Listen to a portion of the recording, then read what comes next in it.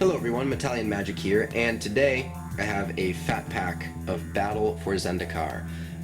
Quick disclaimer, the booster box and draft pick analysis video on the channel for Battle for Zendikar were recorded a few days ago. I have a cold. It's a little bit better today, but my throat is still a bit hoarse, so that is just what it is, and it's going to be that way for the duration of this video. So I'm going to open up the wrap. It's easier to do this behind the tripod just because I have, better control with my arms not stretched out. That being said, I'm very excited to open this fat pack. As many of you know, the Battle for Zendikar fat pack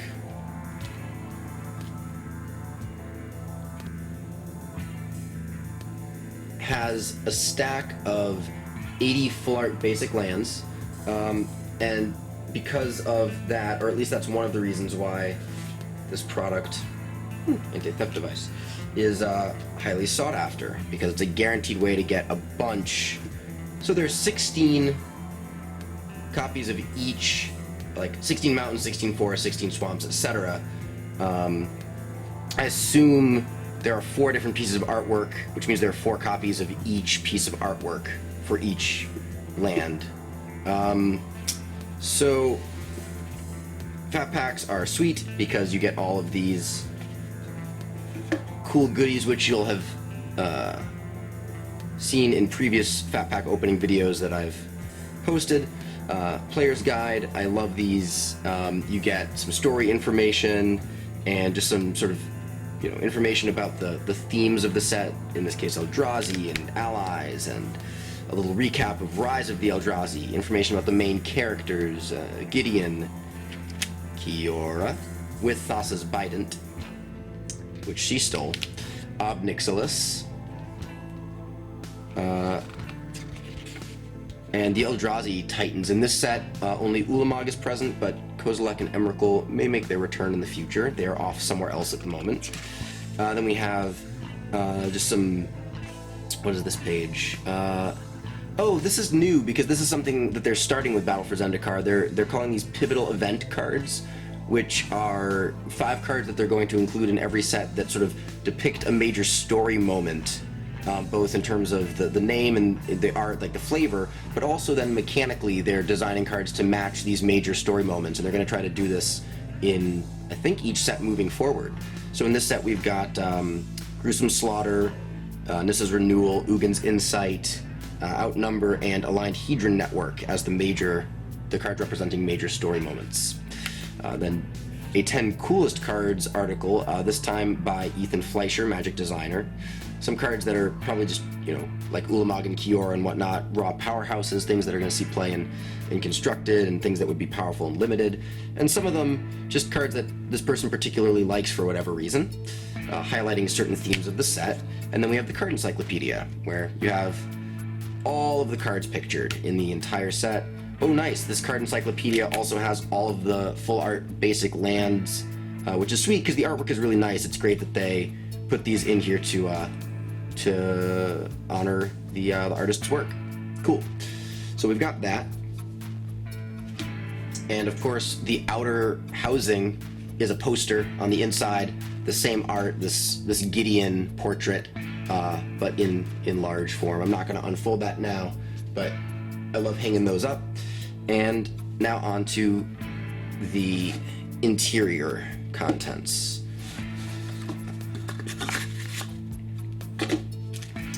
Foldable deck boxes, this time with Gideon and Ulamog. That makes sense, the main protagonist and the main antagonist.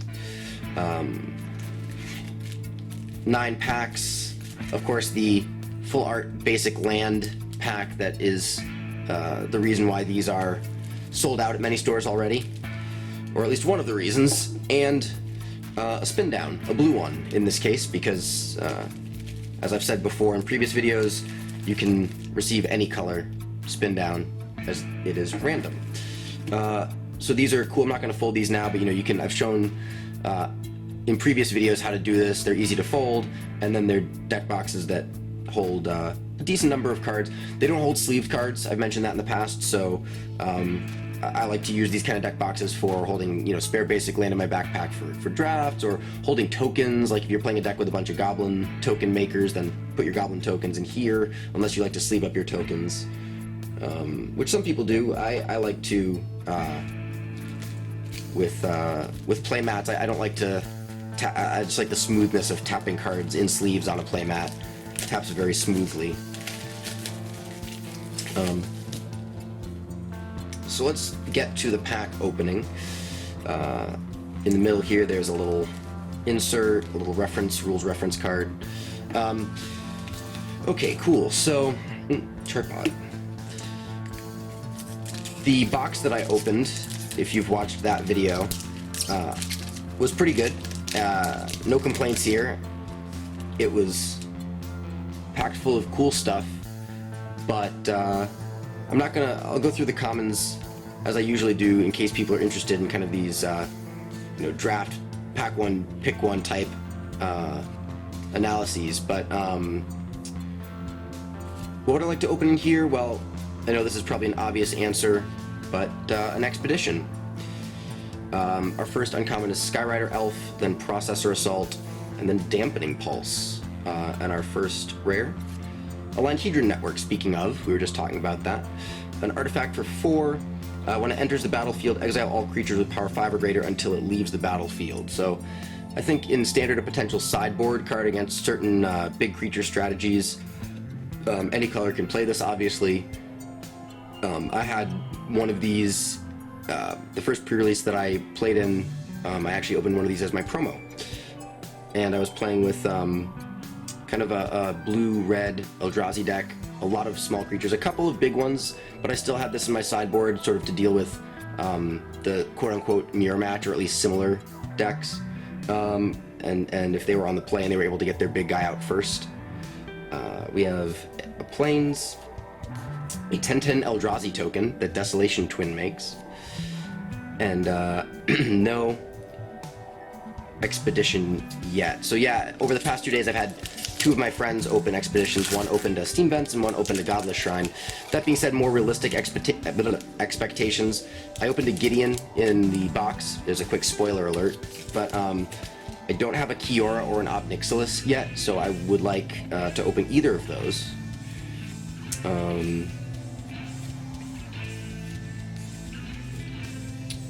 More battle lands, more of the creature lands would be fine by me. Undergrowth Champion. Our first uncommon is Angel of Renewal, followed by Retreat to Kazandu and Coastal Discovery. And our rare is a Dust Stalker. 5/3 Eldrazi with Devoid, 2 black-red. It has haste at the beginning of each end step. If you control no other colorless creatures, return Dust Stalker to its owner's hand. I think I mentioned this in the booster box video, but I could see this guy seeing play in an aggressive red-black deck, although Pitiless Horde exists in Standard currently, and it's similar. That's a monocolor card, it's black, but if an aggressive red-black deck with Hangerback Walker and Forerunner of Slaughter and maybe Smothering Abomination sees play. I'm not sure what the best build for that kind of deck would be, but I could see this guy being potentially even a sideboard card against control in that deck. So we have a Forest and a Scion token.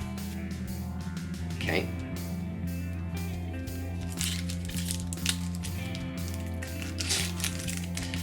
As you may know if you've been a follower of the channel, when this mat is present underneath the cards, recording with Megan is where I'll be.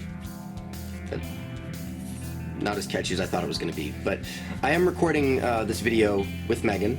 Hi guys and gals.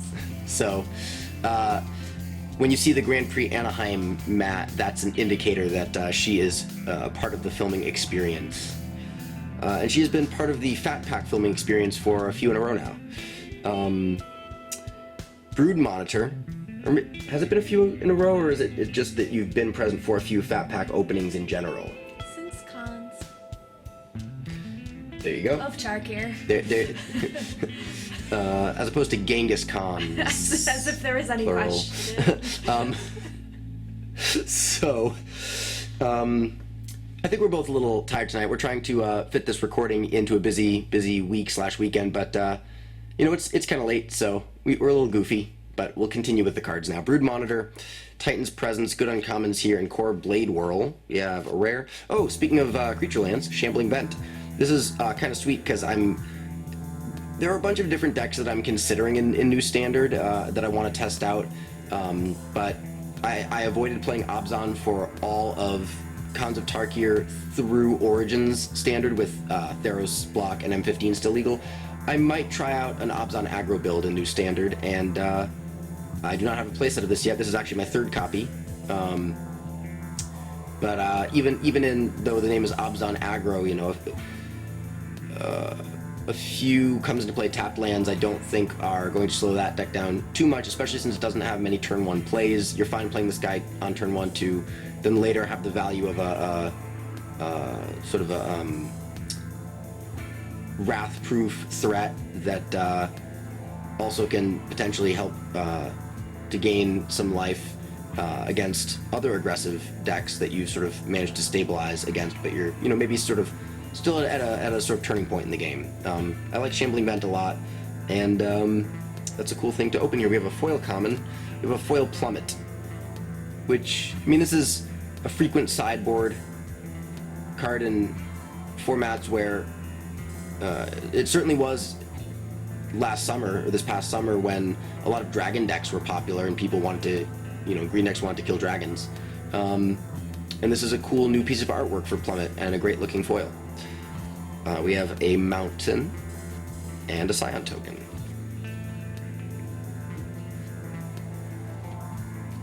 Okay. That was a pretty good pack. A foil sideboard staple and a land that I needed more copies of. Moving on, Territorial Baloth, Clutch of Currents, Calistria Nightwatch, Felidar Cub, Kozilek's Sentinel Sandstone Bridge, Tajuru Beastmaster, Demon's Grasp. Why am I all of a sudden naming all the commons? Skyline Cascade, Eldrazi Sky Spawner. Our first uncommon's Bloodbond Vampire, Horribly Awry. This is a card that I think is going to see play in Standard, but also has kind of sad art. His not really sure what he was holding. I'm not sure if his spell is going horribly awry or if he was holding some sort of small creature that's now dust and thus has gone horribly awry. Blighted Gorge, the whole cycle of blighted lands, super awesome. And the Conduit of Ruin, a 5/5 Eldrazi for 6. We talked a little bit about this, I think, when I opened one of these during the booster box opening video. A Plains and an ad. So I like Conduit of Ruin. I think there's so many different possible ways to build a big Eldrazi deck in Standard that I'm not sure what the most popular one will end up being over the next few weeks, but I do think Conduit of Ruin could fit in one kind of big Eldrazi build. Myers Malice. I don't really need to name all of the commons. I do from time to time. I did in most of the booster box video, but with my throat being a bit sore the way it is, I don't think that's entirely necessary. Our first uncommon here is Grove Tender Druids, followed by Vile Aggregate, which is a card I saw a really awesome sort of Eldrazi collected company list in a Jacob Van Lunen article, and this guy could be a huge part of a deck like that if that is something that you guys, anyone out there, wants to try out in Standard. This works well with Hangerback Walker. As if Hangerback Walker needed more reasons to see play. There's so many things that work well with it. Well, this is another one. Who doesn't love Thopters? Or the word Thopter, in fact. Not anyone that I've talked to. Another Horribly Awry. In fact, if you met someone who was against Thopters, you might think that something in their life had gone horribly awry. Wow. You're so punny. And a Barrage Tyrant. I'm not even gonna go. No. Barrage Tyrant. So I had one of these. I played in the second pre-release that I played in a blue-green Eldrazi, big Eldrazi kind of ramp deck. I had 2 copies of From Beyond, and the deck wanted to push the game into the late stages. It wasn't a super fast deck, and so getting up to 6, 7, 8 mana wasn't a big deal. It had ways to search out basics, and so I actually splashed red just for this guy. Played with 2 mountains because I had so many colorless creatures. I had a 10 power colorless creature, I had a 7 power colorless creature, but even just down in like the 2-drop, 3-drop, 4-drop range, I had a lot of devoid guys, and this guy can sort of get through a stalled out board stage to just finish a game off with his fling ability. So we have a forest and a plant. So we've gone through 5 packs. They've been pretty good. Nothing super jaw-droppingly wow yet, but... So it sounds like you've had some experience playing some Eldrazi decks. Do you see yourself playing any allies soon? Maybe specifically in a more constructed format? That's a good question. I think the general consensus among many players that I've talked to thus far is that there's some good ally cards in the set, but they haven't been pushed quite enough, and there aren't quite enough of them to make a standard allies deck a tier 1 competitive deck. I think that there was already kind of a fringe allies modern deck, and some of the new ally cards from Battle for Zendikar, maybe March of the Tomb, Ally Encampment, Lantern Scout, those could fit into the modern ally deck. I also think that if you're going to I should rephrase that. If you can start off early in a draft with some solid allies, that a sort of synergistic, aggressive ally deck is one of the sort of synergistic, smaller creature decks that could be very good in this limited format. Green-white allies for limited seems to be like you could go green-white with a splash of black or with a splash of red, but I think the fixing is there to go with a 3rd color or maybe even a 4th. But the best ally decks that I saw at the pre-releases that I played in were base green-white. So if there is a good ally deck in standard, I would think that it would probably be base white. Like that white would be the color that you'd want to look at first when building a standard ally deck, if that's something that you're thinking of doing. Myers Malice, some other commons. But 2 allies in a row. 3 allies in a row. Speaking of allies. I summoned them. No more allies though since then in this pack. They were all clumped. They're banding together. First uncommon is Processor Assault, followed by Malakir, Familiar, and another horribly awry. It wants you to keep making jokes, Jason. Something will go horribly awry if I don't open one more notable card in this Fat Pack. Rare. Speaking of white-green allies, Veteran War Leader is a white-green ally. So this is a card that, if you are going to draft the deck we were just talking about, this is an amazing card that you could. The thing that's cool about this is you could have some cards that create Eldrazi Scions in an ally deck just because it's ramp, and you don't have to have all these Eldrazi synergies to make Scion producers pull their weight. But they work really well with this card because its power and toughness are each equal to the number of creatures you control. It's a Veteran War Leader, Human Soldier Ally, 1 green-white. So it's by itself is a 1/1, but if you have this and 4 other creatures, it's a 5/5. It says tap another untapped ally you control. Veteran War Leader gains your choice of First Strike, Vigilance, or Trample until end of turn. So I could see this potentially being in a standard allies deck, though I do think the best 3-drop for a constructed ally deck would be Lantern Scout from this set. And maybe in the next set, Oath of the Gatewatch, they will give us more allies, and an ally deck will be on more people's constructed radar in standard due to additional support for it. We have a foil. Oh, nice! Foil Mountain. Foil full art. So, these are really sweet because for people who the basic full art lands, you know, for the people that just aren't satisfied with, you know, fairly cool land in their deck, they have to go very cool land. They want the foil full arts. So,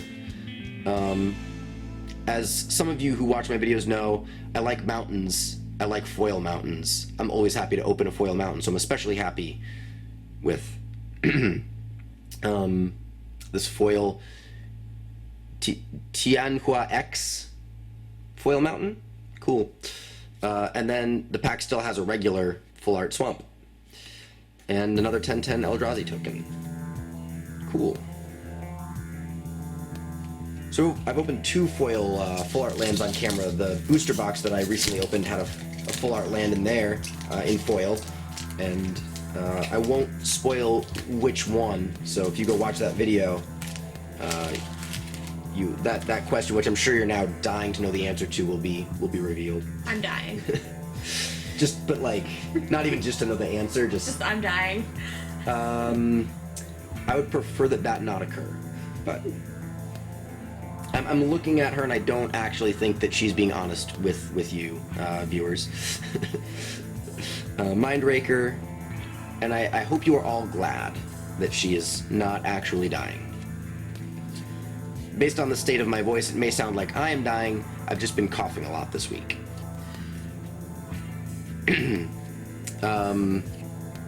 Vampiric Rites is the first uncommon in this pack, followed by Blighted Gorge and Core Blade Whirl. We have, a Cinderglade. Cool. So, Jund Dragons, or Red-Green or Jund Landfall aggro are other decks on my standard radar. I have kind of a list of things that I want to kind of just like theory build and, you know, sort of, some of them I might proxy up and test, and the ones that I like the most I'll probably bring to a few Friday Night Magics or whatever, but, you know, those decks that I just mentioned need Cinderglade in their mana base, and here's a Cinderglade. An island, and a Scion. 2 more. So, this has been cool. Cinderglade, Shambling Vent, Foil Mountain, Foil Plummet. I'm definitely a bunch of Horribly Arise.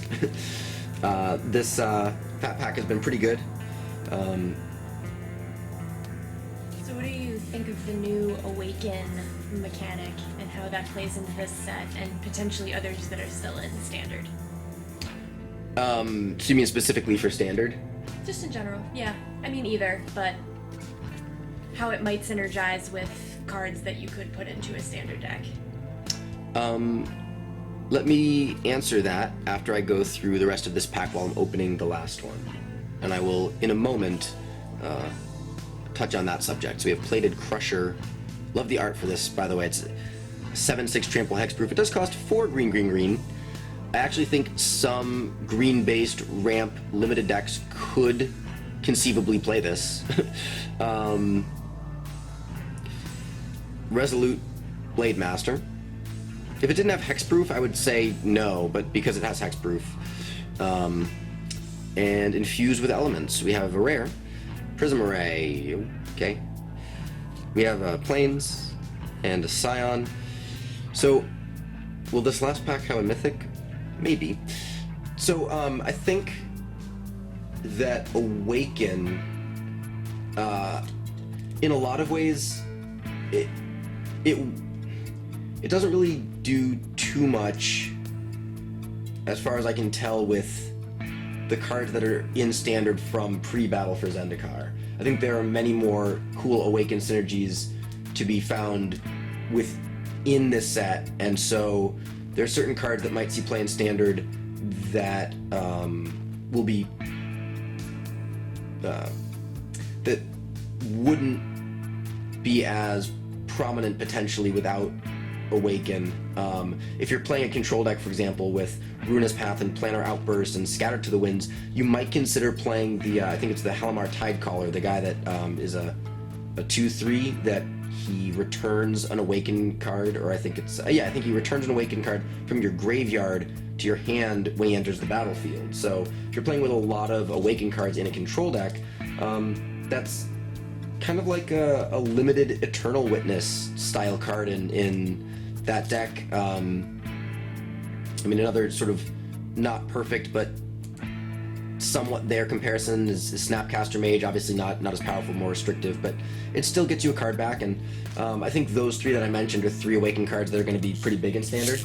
I also think people playing with Awaken cards are going to look for reasons to play these creature lands like Shambling Vent, because if you add the counters that Awaken grants to a land, to one of those living lands, when you animate it, it will have its ability like lifelink or hexproof or whatever, and be bigger. So our last pack here has Magic the Gathering cards. Who would have guessed that? See?